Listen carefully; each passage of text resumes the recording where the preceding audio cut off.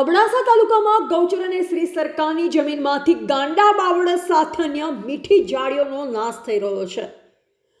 મીઠી ઝાડ, દેશી બાવળ, ખેર સહિતના વૃક્ષોનો નાશ થઈ રહ્યો છે. તાલુકાના અનેક વિસ્તારોમાં ગૌચર તેમજ શ્રી સરકાર જમીનમાંથી ઝાડીઓનો નાશ થઈ રહ્યો છે, જેમાં મોટા પાયે કોલસાના ધંધાર્થીઓ કોલસા બનાવે છે. સ્થાનિક લોકોનું કહેવું છે, જ્યારે ખારા મીઠા વૃક્ષ થાય ત્યારે બાવળ, મીઠી ઝાડી, ખેર, અન્ય મીઠી ઝાડીઓ પશુઓને ખાવા માટે ઉપયોગી થાય છે.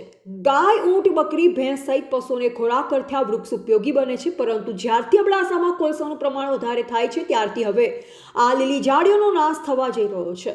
સ્થાનિક લોકો એવું કહે છે કે હજુ પણ યોગ્ય તપાસ હાથ ધરવામાં આવે તો લીલી ઝાડીઓ બચી શકે.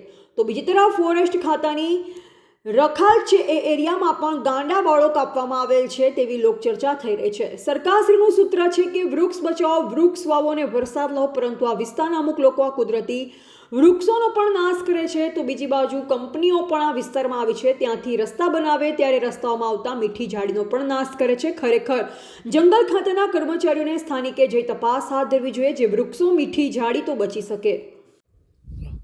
મારું નામ જાડેજા મહેન્દ્રસિંહ રામભા.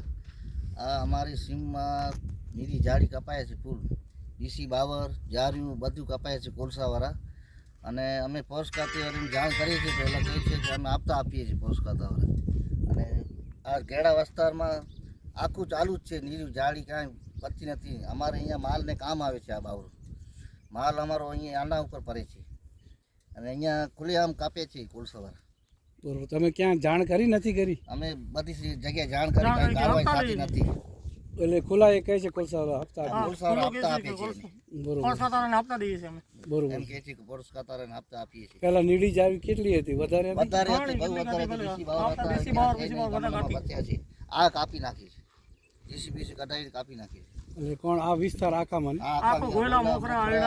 જંગલિયા બધું આ વિસ્તારમાં. તમારે શું માંગ છે? આ ભઠ્ઠા તપાસ બંધ થાય, ખુલ્લેઆમ ચાલુ છે. એમની તપાસ થાય, ખુલ્લેઆમ ચાલુ જ છે. બરોબર છે, ઠીક છે. રિપોર્ટર રમેશભાઈ ભાનુશાલી, નલિયા, અબડાસા, કચ્છ.